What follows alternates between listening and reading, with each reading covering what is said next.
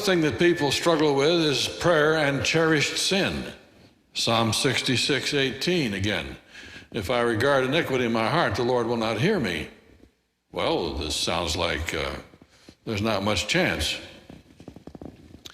that if we have some sin that we like and we continue in it, that we're not going to be heard.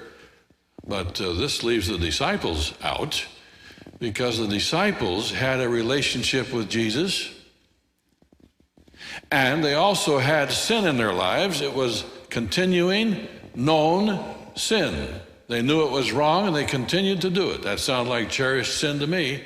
It was pride. According to God's priority, one of the worst sins, if not the worst sin. And so God continued to go with them. Jesus did not abandon them. He didn't tell them what's wrong with you. Give me another 12. I'm going to start over. He simply continued to walk with them and to eat with them, to work with them, to travel with them. And this leaves you with this conclusion. It is possible to have a relationship with God and to have a known sin in your life at the same time. This is a hard one for some of us to take. I have had people read it or hear it on tapes and call me up long distance and really let me have it, get after me. Don't you teach that people who have sin in their life can be heard.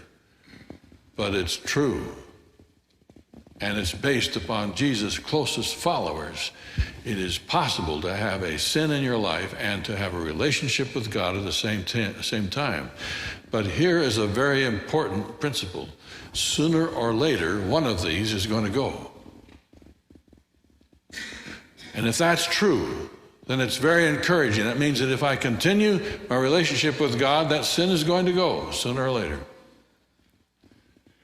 But if I don't want the sin to go, so I scrap my relationship in favor of the sin, now we're into the real cherished sin, where I choose the sin over relationship with God. That's the dangerous kind.